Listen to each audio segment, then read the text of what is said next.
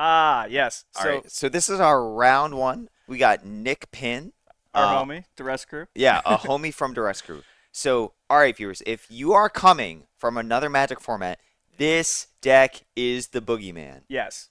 This deck won last year. Can you tell me about the core interaction? Oh, sure. So generally they cast a Phyrexian Dreadnought, which has a on enter trigger to sacrifice a creature with power of creatures with power of 12 or more, or bury it. So what you do is you stifle that trigger, and then you just have a 2 mana 12/12. Yeah, 2 mana, 2 cards, 12/12. Trample, notably. Notably, it's a little above rate. A Yeah. little above rate. Um, Way better than Goyf back in the yeah. day. So this is interesting. This is kind of like the format's Delver, Yes. where it's a lot of free counter spells, a lot of cantrips, but instead of going for pecking you for 3 with a Dragon Rain Channeler or a Delver Or Secrets or Delver what Secrets, have you, yeah. or a Tarmogoyf, Yep. it just you're looking for the AB combo of Phyrexian Dreadnought. Now, Yep. the famous development that has occurred within the last year, credit to David Raska of the Rochester Royals, is he discovered this piece of tech of Parallax Tide in the sideboard. Oh, that's Yeah, brutal. yeah. So we're gonna see. So that has it's one of those Parallax whatever cards from Nemesis. We might be able to see it. We're gonna pull up the card when we get to the match, and we're gonna Yep. describe some technical stuff here. But yeah, what do you see here? Nick Pynn, Duress Crew homie. It looks like kind of like bog standard Phyrexian Dreadnought that we'd see here. I like the two Mishra's Factories. Obviously, it's like you have to have at least something on board, mostly to block their Mishra's Yes, Factories. yeah. Block lackeys, Yep. block meddling mages. Yeah, it's one of those cards that like they place it and you just hate to see it on the other side of the Yeah, board. They can use it to pay for their Dreadnought, so they need a factory and an island. It makes it it's not that bad for their mana base. Cards like Chain of Vapor. Chain of Vapor is huge. A foil, notably, yep, is constantly used yes, to foil your opponent's plans. exactly. Because usually you'll drop a Phyrexian Dreadnought, stifle it, and then they'll try and kill it. You go gush, foil, counter it. Exactly. It's Um, it's very technical, very yeah. precise. The stacks get big, Oh, they do. big stacks in They they with definitely this do. deck. I mean, even yesterday we saw somebody dodge a Diabolic Edict with a Vision Charm. It was really good. And a deck after my own heart, Oh, Peter wow. McGrain on Terrageddon. Now this is my main deck, and I know this deck well. Boy, Inside and out, howdy! I bet. Yeah. What, like, all right, I'm gonna get a little personal with you. I love Terrageddon, and I hate Dreadnought. So I know who I'm rooting for. Yeah, me too. Unfortunately, I love Nick, but yeah, I do also hate Dreadnought. So this is what's neat about this deck is that the core interaction here is you stick a Terrabor and then you stick an Armageddon. But you can see here in the mana base, it is a very mana-centric deck where you're Yeah. trying to go down on land count with Mox Diamond, so you can start activating your Weathered Wayfarer, and you can start chaining Wastelands. You can build Ah. up a stack of Rishadan ports. Oh man, there's It, all sort of interactions. is there anything that you see in here that like I like for example, Anarid Brushhopper? I have never seen that played in Terrageddon. That is what that is that is meant to be a kind of a stickier threat. And this Ah. is a really neat interaction. It's a recent development. Terragon players have been playing Call of the Herd against the blue counterspell decks, Yep. so they can go elephant, counterspell, sad elephant noises, flashback that elephant, Yeah. and it either just soaks up another counterspell. It's a 2-for-1. Yeah. Since then, the Dreadnought players have been playing Dominates out of their sideboard. Oh, that's what those are for? Yeah, Oh, that's what's the converted devastating. mana cost of an elephant token? Zero. Yeah, and dominates an instant, so they just snatch up some elephants. It Yeah. clears both sides And because they just Dominate takes 2 blue, 1 other, and X, and yep, you gain at instant speed, and you gain control of target creature with a CMC of X. yep. So what Brushhopper does is it's very difficult to dominate, though it still has the sort of anti-wrath, anti-removal resiliency. That makes a lot of sense, Yep. actually. So to get a little bit more technical, Peter McGrain is on a 4 color build of Terrageddon. Hmm. This version was built with the explicit knowledge that Dreadnought was a very strong deck. So we're gonna be seeing like Oh, Meddling Mage on on Dreadnought. Dreadnought, We're yeah, gonna see a very potent sideboard against it. And what do you think? You want to roll into the match? yeah. All right, I'm excited to see this. That looks really cool. start it off. All right. Nick Pynn, Island Pass. Island Pass. Yeah, you can see Parallax Tide in the bottom left. Crew Skull in the screen. Parallax Tide is a All right. tremendously complicated card, Yeah. but the general gist of it is that you mess around, you pull some tricks on the stack, and you're able to exile 5 cards from your Yeah, board. 5 Yep. lands. It's pretty brutal. We got All right. the names switched. Was that a all right? Turn 1 fetch. Turn 1 into fetch. A Weathered Wayfarer. Wait. Strong play. Weathered Wayfarer is notable. It can get any land, non-basic or basic, whatever you want.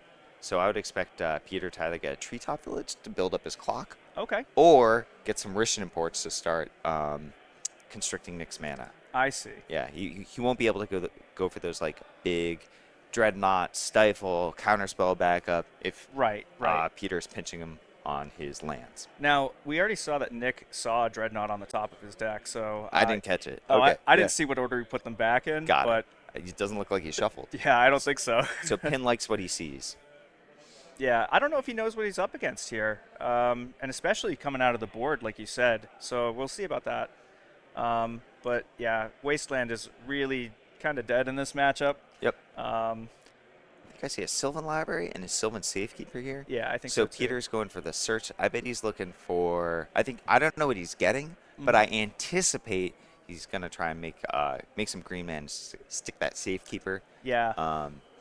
This matchup is really it's all about sticking these little one-ones Yep. and pecking at the Dreadnought player. Okay. And While then attacking their mana base. While attacking their mana base. Ah. And you can't always lock them all the way off. Right. But they still have to spend 2 mana to combo off. Yeah. And you might have enough mana that you can they're constricted on mana, so you can swords and Swords. still have mana. Yeah. To pay for a daze or what have you. Yep. Um, Yep. Drop Yep. the Safekeeper. Yeah, it does seem like you kind of just want a decent amount of outcasts opt-in response. Production. Can we get Ollie Rod on the? Yep. You notice, I don't even think Nick looked at the top card. He just knew what it was off the port and was Yeah. instantly to Yeah. the bottom. I Nick- don't want that anymore. Legacy homies might recognize Nick Pynn from the Legacy circuit. Strong Legacy player. So you'll see here. He's Nick- gushing to set off the. Yeah. Yeah. Yep. So we got Weathered Oh. Wayfarer. Ooh, Straight jamming into it. Straight Yep. into it. It's going to Vision Charm it. That's really good.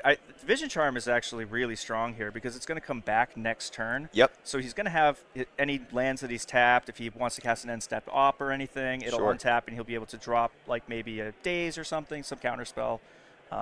Ooh, Peter draws the swords. Yeah. That's the important interaction. Nick Pynn might have, you got it? You got it? He might have jammed. If he's holding another Vision Charm and Peter goes to swords it, Yep. he can just send it back to Yep. phase. Yeah. Set it back to phase. If Peter's playing slightly more precisely, he will do this swords on Nick Pynn's upkeep because that will force another Vision Charm and it buys him another turn cycle to get interaction. Yeah. I think I see a Sylvan Library. So I Yep. think what I like here is I think probably, yeah, swords on upkeep. Here we go. Yep. Here comes the swords. Nick only has 1 blue mana up, although he has islands in hand from the Gush, so he might be able to interact with a foil, but I anticipate that Nick is going to be Vision Charming. Yep. Yeah, he did Yep. have the second one. So he gets to phase it back out again, fizzling the swords to plowshares. It's really strong. I think it's surprising because, you'll go for it thinking they don't have anything, but yeah.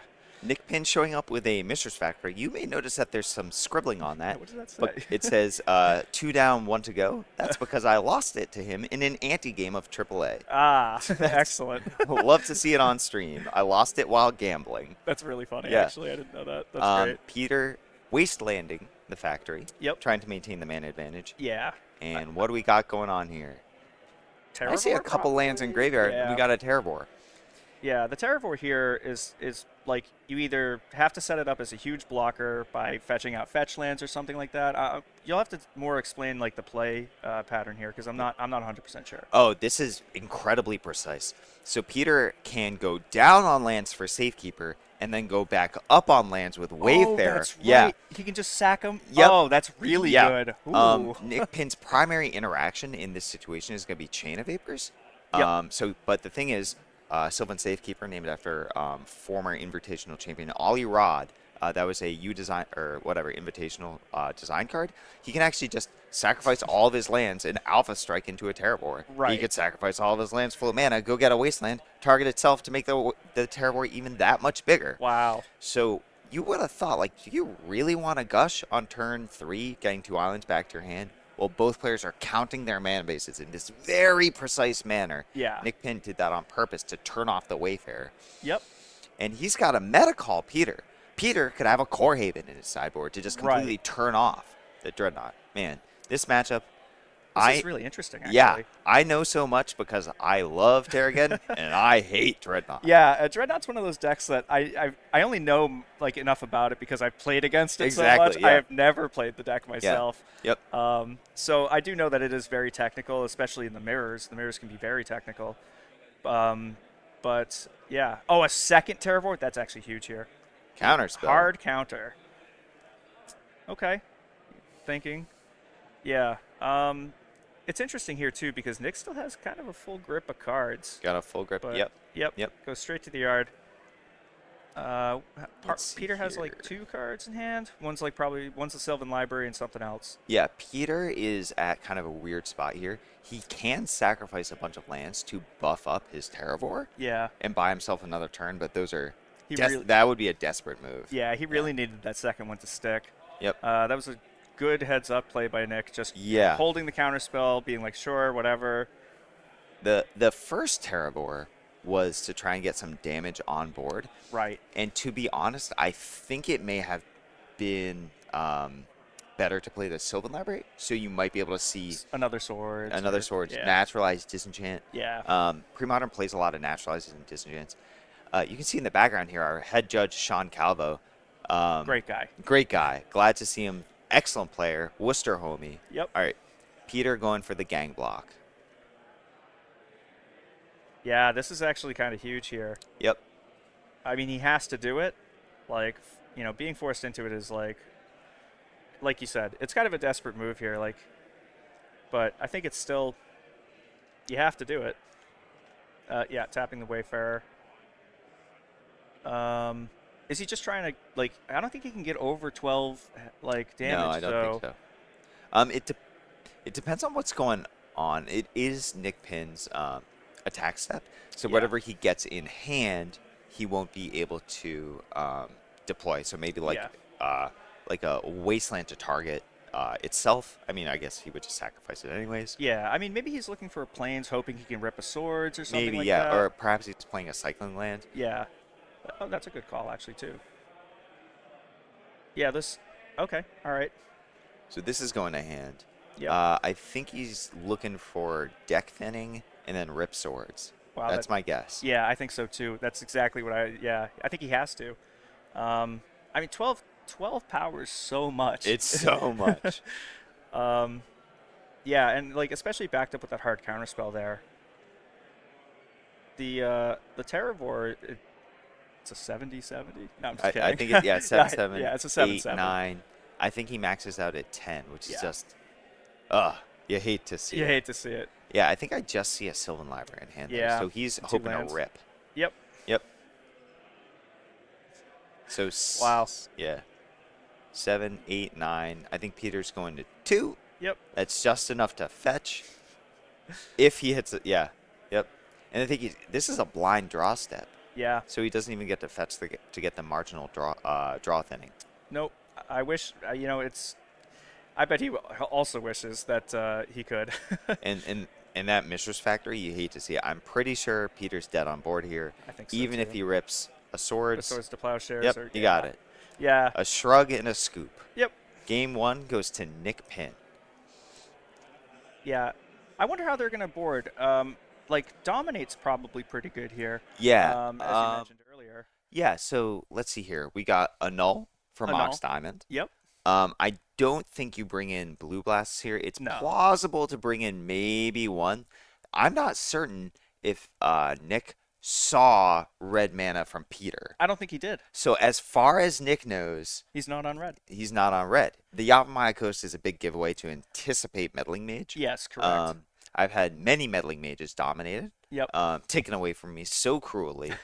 Um, Do you think the powder kegs come in this matchup it is good against elephant tokens and diamonds? and diamonds. I think it's I don't know. I think it's a little bit better on the play. Yeah. Because then you can just go keg tap by. Yeah. Um, Misdirection is particularly strong here. Yes. I know it's strong because I get extremely salty when people misdirect my naturalize into my own Mox Diamond and Sylvan Oh, library. that's brutal. That It's sounds brutal. devastating. Yeah, and you can't play it. You just have to eat it. There's very little you can do except Peter is on red and Nick doesn't know it. Right. So hopefully Peter has the good sense to bring in We're gonna see boom, pyroblast, 4 red elemental Pyroblasts. blast. Yeah, get out of here. Yeah. Yeah. Disenchant. Yep. Disenchant. Yeah. Pyroclasm does not impress me. No. Curse Totem, Zorb. Yeah, Cataclysm is not that good here, I don't think no. either. So I think you're taking out 3 Armageddons, although there is some discussion to be had about trying to get in Dreadnought players. Yeah. Well, when they get to the late game, they usually like play out their lands because they want to gush. Yeah.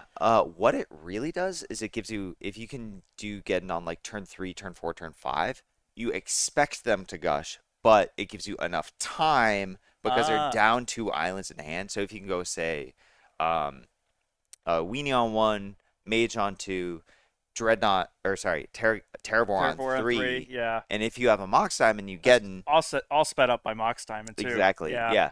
So the boarding pattern here, this is Peter's deck was built with the intent of crushing Dreadnought. Yeah. And some of the tech, and now that they know to expect the Pyroblasts. Yep. But Nick hasn't seen him yet. He hasn't seen them yet. He hasn't seen him yet. I also like the 1-to-1 split for Disenchant and Naturalize. It just Yeah. makes it more resilient against cards like Meddling Mage. Yeah. Which blue white Dreadnought plays for Meddling Mage, notably. Sure. Yeah. Former All-Stars, Meddling Mage, Cabal Therapy from previous standard seasons. All you experienced homies know those cards. Those all have a lot of play in Premodern. Yes. Yeah. Absolutely. Incredibly skill intensive format. Yeah. Pynn on the mulligan, Peter on the play. Let's see how this works out. I'm He's actually thinking, interested. Or I'm interested. pondering, Yeah. carefully considering his play. Okay. I see a Mox Diamond. I in hand, do I think, too. so So Peter, Okay. yeah, and Mox Diamond disguises red mana very well. I was about to say that. Yeah.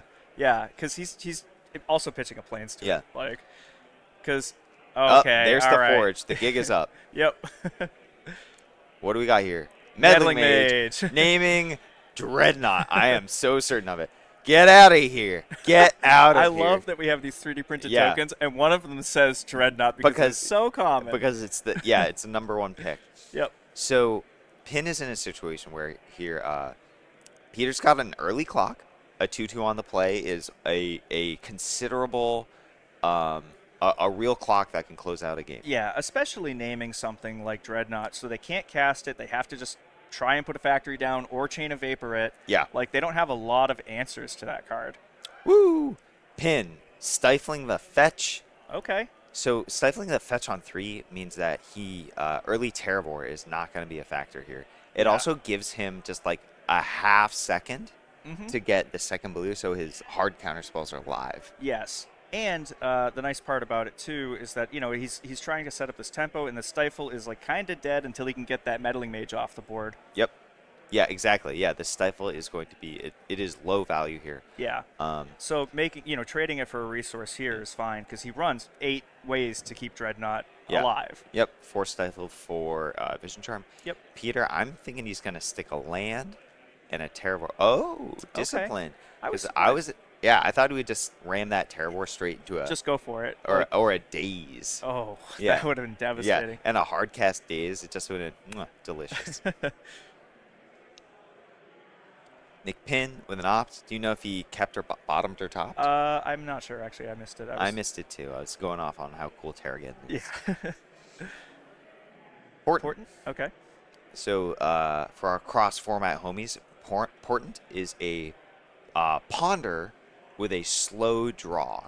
So you can't chain. You get just as much selection, but you can't chain cantrips quite as much as you can in Legacy or Vintage. Correct. Yes. Yeah. Portent is a really good card. I like that it gives you the option to shuffle as well if you don't Yep. like what you see. Yep. Very common to have Dreadnought players portent and then say, oh, there's nothing there that I want. I'm Yeah. shuffling this Yep. away.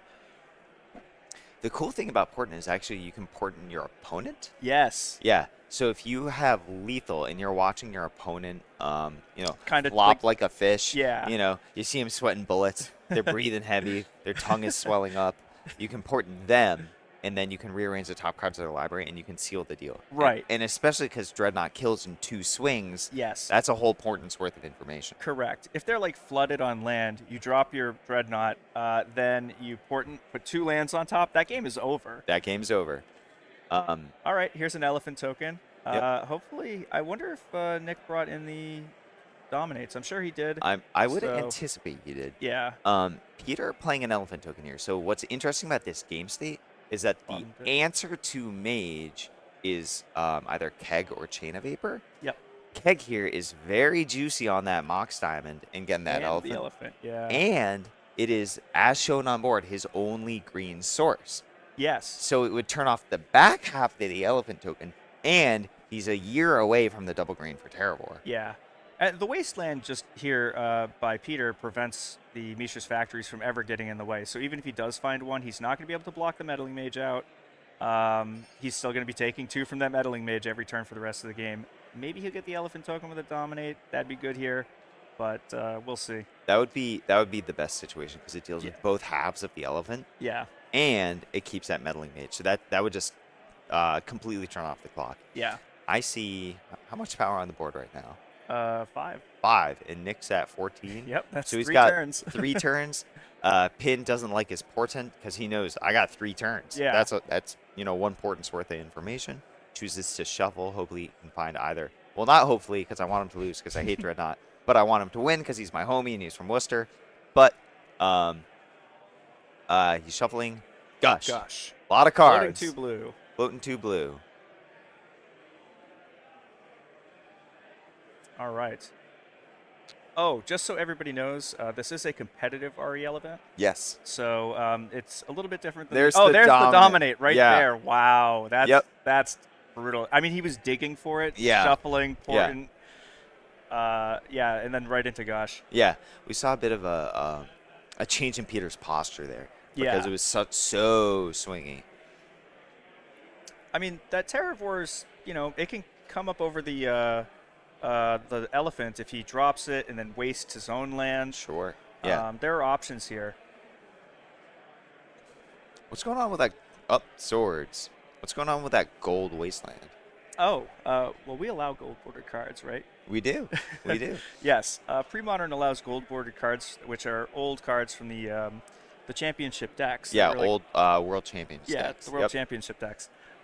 So like, you can have some of the cheaper versions of cards because the gold borders aren't like worth as much as the black bordered versions, but you can still play with them, enjoy the format. As we said, it's a format all about the community Yes. and allowing more people into the community, giving you access to the cards that normally you wouldn't have because you haven't been playing the game for 30 years. Yeah. So it's really good. That's one of my favorite parts about the format. So this is a charity tournament, player organized, player run, entirely outside of the Wizards Play Network sphere of influence. And we got 280 players today. Yeah. So former world champions, Amazing. Hall of Fame players. Yep. Flashing back the call here. Yep. Good call. Good call. Every call's a good call. Yeah, that's true. Yeah, a call is such a strong card. Like you get just the card advantage that comes out of it. It stops goblins dead in the tracks most of the time. It's so good. It's great. It's great. This is a lightning bolt format. Oh my God! The All right. second dominate. Yeah. That is devastating. We can say Oh. that Nick has dominated this matchup. The double 2-for-1. Wow. Peter's spending 7 mana, 2 turn cycles, and Nick just spending Oh my just God. taking it all away. Yeah. I'm sorry, buddy. That's crazy. Peter was the good guys are not looking good on board. Yeah. Wow. Peter's sticking out a Gemstone Mine. Gemstone Mine is secretly one of the best cards in this deck. I wonder what this is for. Yeah. Probably that Terrible. Terravor. Yep. So let's Yeah. see here. He's got. 1, 2. Where'd that wasteland go? Oh, he Oh, bounced he it with bounced the it with the Traverse Traverse Ruin. Ruins. Yeah. Yep, yep. Gemstone Mine is one of the best cards in this deck. It can support a 4-color deck that's playing Armageddon and has double pips in Terravor. Yeah. And you think, wait, doesn't it go away?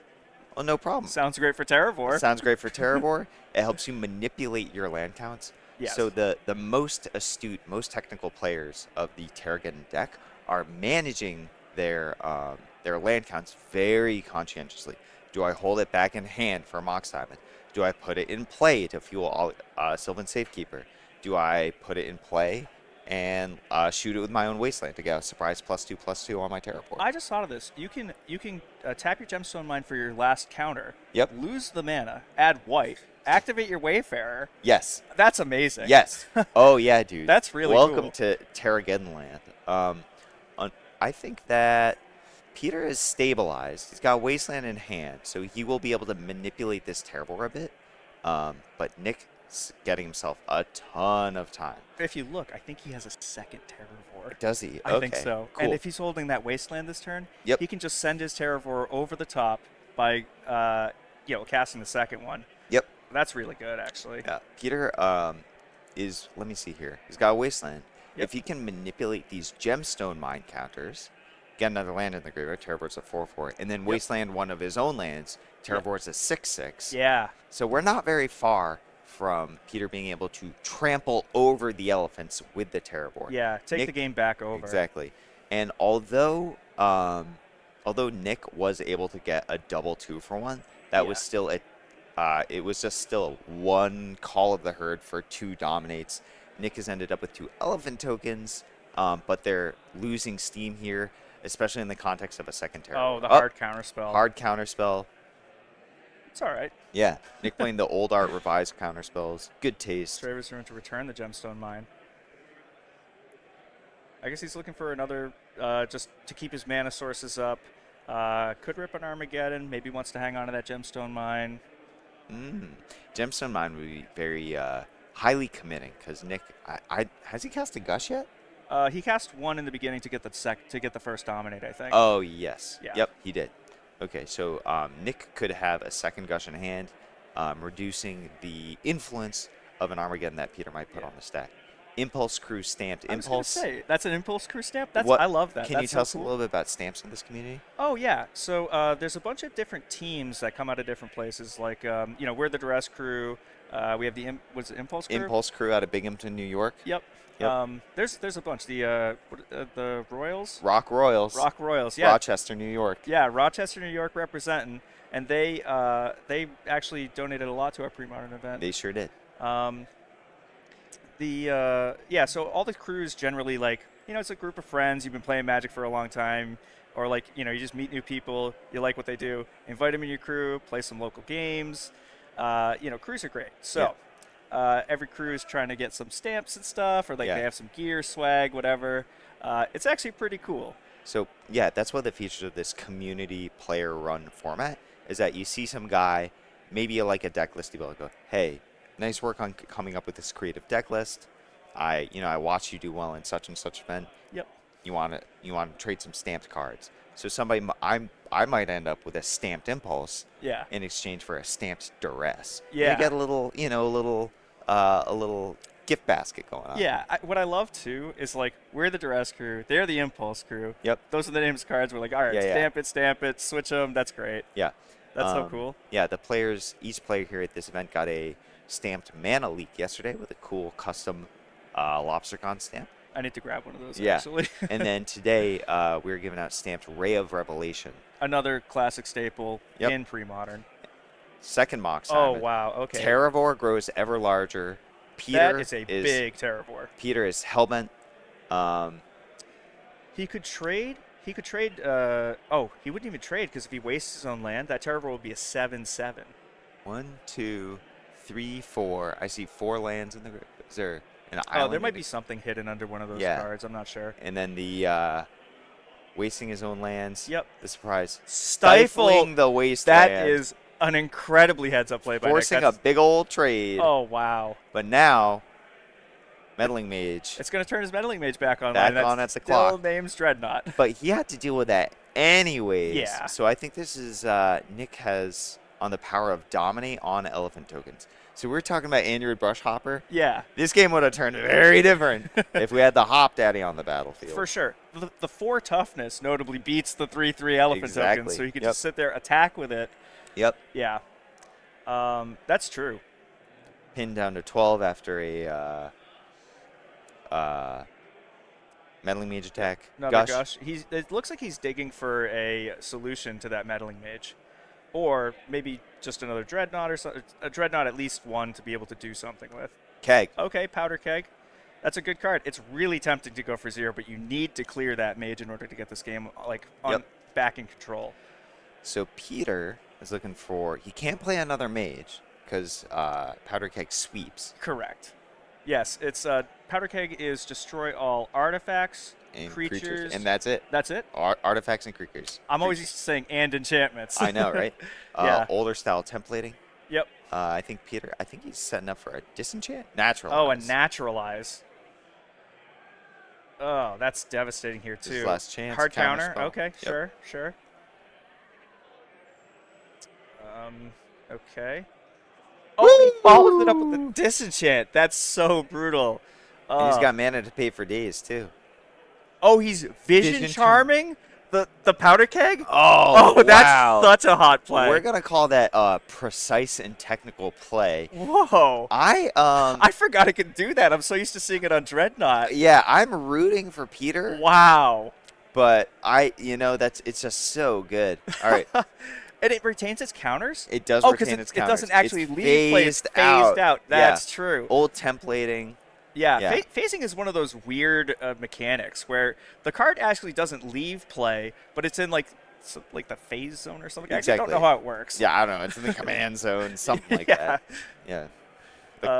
That's really interesting. Wow, that was actually a really, really crazy turn. Yeah. Oh my god. Peter was not expecting that. No, and, not at all. Honestly, you can see from his body language. Yeah. And I don't know. I've played this matchup a lot, and I've never had a keg phased out. Me neither. I mean, Nick is such a strong player. He really is. He won Eternal Weekend, right? He won Eternal Weekend 2 years ago. 2 years ago. Okay, wow. Pre-model. Pre-modern the pre-modern Eternal event in Eternal Weekend. Yes, that's true. He won himself a cradle. That's awesome. Yeah. Rocking the Duress Crew swag. You love to see it. Yeah. Boom. Popping the keg. Oh. Keg. Another keg. Oh, wow. Yep. Pop for 0? No? It's fairly public that in game 1, Terrageddon has just one or just really just between 1, 2, 3 ways to remove an artifact proper. So Nick can just chill here. I don't think he's going to be popping keg for 0. No, I don't think so either. He's got such a strong mana base on the right-hand side. I think he's just setting up here, trying to keep his hand side, empty cards from his hand, so he can set up for a big Dreadnought turn. Yeah, and I think, if Peter has an Armageddon or something, he can't even cast it here. Yeah, he's behind. It won't. I actually don't even really mind getting here because he's still got the. Oh wait, no, because he would just keg for 0. Right, he would just keg for 0, and then he'd be out of the game. Nick is at 6 life, so actually I kind of like Armageddon here because then it's like. Yeah. Do I keg for 0, and then you could follow that? Peter could follow that up with something off the Mox Diamonds because he needs to get that Meddling Mage, the new one, off the board. Maybe we'll see a repeat of last time. What an incredible play! That was amazing. This is a real grinder. Yeah, for Treetop Village on board. Okay. Wow. Okay, so Peter can. Oh, he stands up the Treetop Village. Yeah. Oh wait, no, he's reading Dominate. Yeah. Wait, this is a. Oh no, it's not main deck. This is game 2. I was about to be yeah. Nick player main deck. What a jerk. Yeah. Main deck Dominate would be so horrendous. That would be just so horrible. Just what the hell? It's really good into the opponent's Mishra's Factories when you attack and they go activate block and you go, I'll take that. Yeah, thank you. The Treetop Village is huge here. What's interesting is that Nick is at, he chose to pump up his keg to a counter. And Treetop Village is a 0 CMC creature when it is stood up into ape mode. Wayfarer. Further, all right, this is really big. Check out the spread of CMCs on Peter's board. Yeah. We got 0 on Treetop, 1 on Wayfarer, 2 Nick on Mage. Oh, the good guys won. Wow. Excellent. Yeah, Nick Uh, saw ha he saw the writing. He's like, I can't get out of this. am I allowed to root for both players? Yeah, sure. But I'm a hater. Hey, I just like winners. I just like winners. And this match is going to produce a winner. Let's check out the sideboard strategies for both players. Yeah. Look at that. Both players laughing. Both Yeah. players in a good mood. This is a charity tournament for the players, by the players, or rather, by the By the players, for the players. by the players, for the players, and also for Room to Grow. Yes. An organization we are proud to support. Yeah, absolutely. What are you bringing in? What are you taking out? What do you think? Oof. I mean, that was kind of tough. I'm actually not sure. Like, I mean, this is game 3 we're going into. Yep. Um. I would have anticipated Armageddon's out. Or Oh. maybe one on the Yeah. play, on the draw, definitely out. Yeah. For All sure. the way out on the For draw. sure. Let's see here. We know we got these Pyroblasts. So we're going into game 3? Yeah, game 3. What a ringer. So he probably brought in the second disenchant. Surely. Yeah. 2 Power Blasts, 2 Red Elemental Blasts. Yeah. I don't think there's really any changes on play versus draw, except he may have kept in like maybe one Armageddon on the play, Yeah. which I would take out on the draw. Yeah, that makes sense. Are there any play draw differences? Nick's on the play now. I mean, I'm sure Nick probably brought in Misdirection actually as well. I think Misdirection So- is pretty hot in this matchup. Yeah. He could also bring in Tide Combo because it's good for removing the lands from his board, so he Yeah. can't get rid of them. He can't Yeah. Sylvan Safekeeper them, Yep. like, or he has to right then and there. Yeah. Parallax Tide is pretty good against the against a lot of other decks. It is a little bit hairy because it's like maybe if they have a Mox Time and a Wayfarer, they can just rebuild again. But still, it's just so much time. I just noticed this. There's another Chain of Vapor in the board. Yep. That definitely came in. Oh yeah, So all day. that means he's got 3, 4, 5 solutions to Meddling Mage. Yep. Let me think. 2 kegs, 3 chains post board. Yep. 2 dominates. Yep. So that's 7, Yeah. and I think that's about it. A null, very strong in this matchup. I forgot that dominates a solution because you can just take their creature when they attack. Like, if Yep. they attack with an elephant and a mage, you're like, Yeah, I'll take that elephant. Yeah. Yeah. Whoops. now I'm the beatdown. Now, look at me. I'm the beatdown. Worcester hat. Nick Wow. Pynn repping the homies, wearing the fit. Yeah, I love it. This is actually a really cool match. I don't get to Yeah. see Terrageddon versus Stiflenaught that often. Yeah. But, like, you know all about this. Oh Like, yeah. I feel that I understand this matchup very well from the Terrageddon side. yeah. I think after the Tide tech, I think that I don't think it's 70-30 or anything like this. Right. But in this specific matchup, if you have Red Blasts, it's it can get very, very close. Again, Yeah. Stiflenaught, the boogeyman in the room, the big bad evil guy, the deck everybody loves to hate. I definitely love to hate I it. also love to hate it. Yeah. Now, would you expect Peter to be, like, hoping for Sylvan Library here, or Sylvan Library is one of the best cards. yeah, Because the matchup, your life total is really only sensitive to just one card. So what you can do Oh. is you can take 16 pretty freely. Yeah. Mistress Factory, not gonna mess with you on your 4 wasteland, 3 port, and a treetop. Right. Tends to lose those fights, but you can Yeah. take 16 pretty freely. The first 4 life you definitely take down to 16. yeah, But if you see that you have maybe 2, possibly 3 forms of interaction in your hand, then you're just like drawing as much as you can, Yep. so you can hold the interaction in hand, but then still deploy cards from your head, Right. cards from your hand. Namely, try to get the mana advantage to try to reduce the effective days, and also Yes. to be able to activate your Rishon ports freely, be Yep. able to just jam threats into counter spells. Yeah, the nice part about it is, like, so, like, Gush, you have to return 2 islands to draw Yep. 2 cards. Yep. With that, you're just like, pay 8, whatever. Pay Peter taking a mulligan. Slightly less painful on the draw, yeah.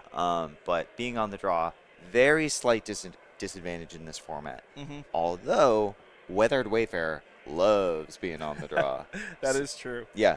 So if Peter can get like a land Mox Diamond Wayfarer, Mm-hmm. I fully expect him to be just totally content. Yeah. Though land, Mox Diamond, discard land, Wayfarer, that's 5 cards. You only got 2 cards left, and only having 2 cards in hand is not a strong position to be in. No, I mean then Nick could just Yeah. probably jam a Dreadnought. Hope he doesn't have the swords as one of those 2 cards. But there's also the possibility of just then trying to thin out your deck by Yep. searching up fetch lands with your Wayfarer, Yep. things like that. Sure. Yeah. If those 2 cards are interaction, though, you can keep, 1-landers and 2-landers with Mox Diamond and Wayfarer. Wayfarer really creates a lot of breathing room for bad keeps. Do you find it difficult when your Mox Diamond gets annulled? Yes, I often find it difficult in my 4-color deck that cares a lot about being behind on annulls, or behind on. That is sensitive to land counts. Yeah. I care quite a bit when my Mox Diamond gets countered. In fact, I hate it. I think this is a really good hand that Peter just drew. I saw the Meddling Mage. I saw the Anerid Brushhopper. He's got a Gemstone Mine at least. You know what I also saw? I think I saw a pair of treetops. Yeah. So I think this is a keep. Oh, but for sure. I'm willing to bet that double treetop gemstone mine is not. I don't know what else I saw. There's one gemstone mine. Yep. I hope I see a Wayfarer. Wayfarer? Yeah, there he is. Wow. That's a good start. Okay. That is a strong start. Yeah. I like gemstone mine, but playing it on turn 1 means that it's like you are setting yourself 3 up for turns to live. yeah Yeah. negative tempo. I like playing gemstone mine as my like 2nd and 3rd land drop. Yep. The first land drop can really hurt. And if it's his only white source, he is making himself very vulnerable. Turning it sideways, coming in for 1. Got to start somewhere. All right. The Trevor's Trevor's Ruins. Rune. Yep. So this is going to reset his gemstone mine. Interesting. Oh, Meddling Mage. Mage. Oh. Nick's like, oh, okay. Like, Yeah. Now you would think that just jamming a mage into 2 untapped lands is a bit brazen. Yeah. But what's interesting is every mage means 1 less counterspell. It's really just about getting the counterspells out of Nick's hand, Right. so that your source So of you can plowshares, interact. your naturalizes, resolve, and again, it's just you got to keep. Don't let them build up a stack of counterspells in their hand. You Right. they got to have fewer counterspells than you have naturalizes and swords. And again, every drawn Pyroblast, 1 less counterspell. Every drawn Meddling Mage, 1 less counterspell. That's true. I'm actually very curious if Peter's going to attack with the Weathered Wayfarer. Does he need the extra lands? I mean, they're pretty good, but he might have a lot of other stuff to do. Yeah. I see a Safekeeper. I see he could place a Treetop Village. Safekeeper is going to be real good here. Yeah, absolutely. Yeah. So Safekeeper is going to turn off the Chain of Vapors. Right. And also, he's not going to. He will no longer have to pack his tissues for when Nick Pynn makes him cry by stealing his elephants. That's correct. Safekeeper grants like hexproof from instants and sorceries. Yeah. Or it shroud. From gives Spell Shroud, yeah. Yeah. Yeah, you sack a land, give target creature Spell Shroud till the end of the turn. It's so good in that deck. Yeah. Oh, I wonder what hat Peter McGrath's wearing. Is it I Colorado? actually don't know. San Francisco? San Diego? I don't know. I can't quite see it. Yeah, not sure. All right. Just thinking. Unsure. I mean, this is like I said, it feels debatable. Okay, he's going to fetch up with the Activating. Stifle it. Peter's still got a land drop in hand, so he's not totally effed. I wonder why he stifled that. I'm actually interested in hearing about that play. I think he may be considering. I mean, it's still just reducing card advantage. Yeah. Yep. Okay. Well, that's why. That's he doesn't why. want him to have cards in hand or lands in play ever. Yeah. Yep. I'll take that. I'll take that. So you can see Peter. Yeah, this is a key interaction. Yeah. So we actually didn't talk enough about. Yeah, that we Parallax gotta do it. Now we have Yeah. to. All right. Okay. So. You got it? Yeah, I think so. Okay. So Parallax Tide says it comes into play with 5 Fade encounters, and when it comes into play, or when you can remove a Fade encounter to exile target land. Now, Fading notably says every upkeep you have to remove a Fade encounter from it, and when Parallax Tide leaves the battlefield, return all those lands to play. This deck runs Stifle, so what happens is when it leaves play after the last Fade encounter goes away, you just stifle that trigger so they never get their lands back, and it sets you so far ahead in tempo. But you'll see he's removing every single land, and he's going to let it tick down. He's trying to starve him of resources here. Parallax Tide it's a crazy card. Now there's another line involving Chain of Vapor. Oh, that you can chain of vapor that on the last So thing. so what you do is you say Parallax Tide, Yeah. retain priority, target land, retain priority. Yep. Target land times 5. Yep. Retain priority. You have 5 removals on the stack. Then you Okay. cast a chain of vapor. Oh, that's right. Because And the get this. This is the I'm gonna use my potty language here. This is the fucked up part about it. Is yeah. that you chain a vapor targeting Yeah. your Parallax Tide, and then you target whatever their biggest threat is on the other on you sacrifice a land to recur the chain of vapor, Right. and you target their meddling mage, their Terrabor, whatever. So you send it back to their hand. Oh. Then the Parallax Tide goes back to their hand. Yeah. You get the return The the lands trigger. But at that point, the land removal trigger is on It's the still stack. on the It's stack. still on the stack. Oh, that's So, right. yeah, and this is like the play is you match counter spells for counter spells in the early turns. Yep. Eventually, your opponent's gonna double spell Oh, and there's slip. Yep. here's chain of vapor. Yep. Wow, that's really brutal. Yep. And he's gonna sacrifice a land.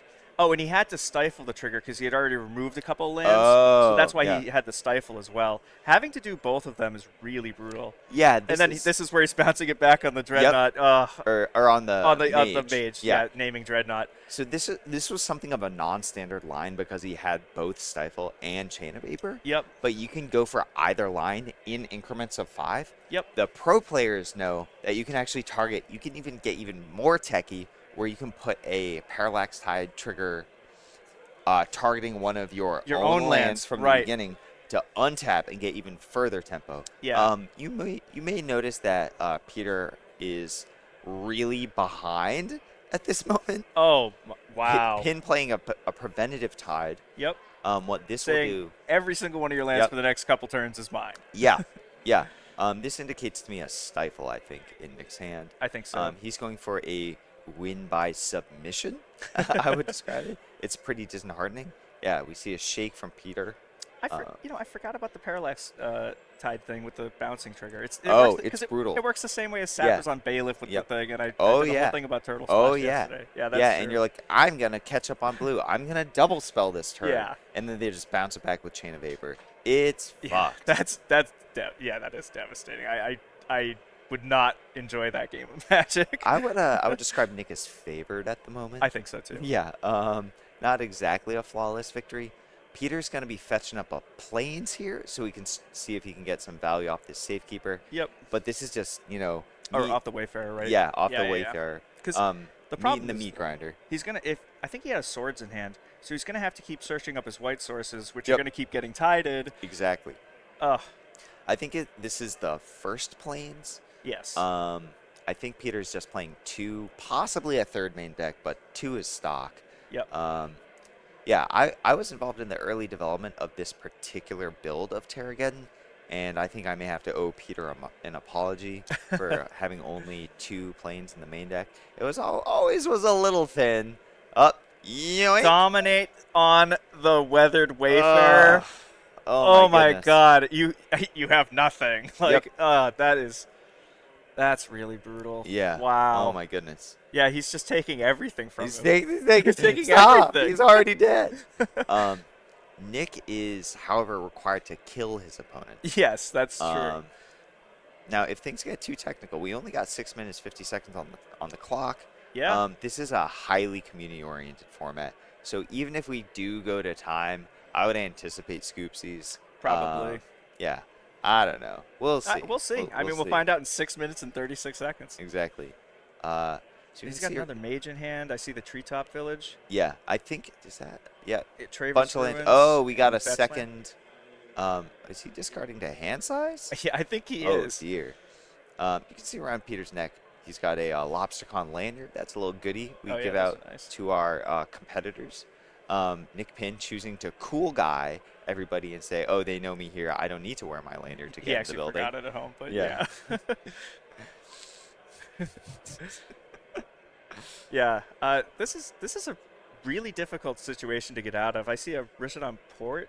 Port? Pitching port. It's kind Yeah, of he's worthless just discarded. here. So Like- Peter, this is pretty interesting. Peter is choosing to discard the port because that just makes his Terrabors bigger, Yeah. rather than get them exiled to a Parallax Tide. Yeah.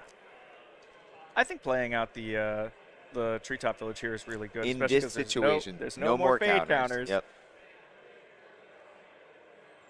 Is he gonna stifle it? Oh, Nope. he's gonna chain of vapor it. All right. All right. Scoops it up. Yep. Peter Wow. takes his beating. Yeah. Yep, shaking his head. The and he's concession, it's just like, yeah, dude, you got it. yeah, muttering "fuck tide" under his breath. Totally reasonable thing to feel and to say. Wow. Oh man, what a match. Yeah, crazy. The vision charm on the powder keg, That was was nuts. that was huge. Yeah, especially because it's like all right, I'll disenchant, I'll naturalize, disenchant. Next turn, disenchant. It's Yeah. like, oh no. No. No. Yeah. Blue player just noping everybody. Yeah. Too cool. That is really cool.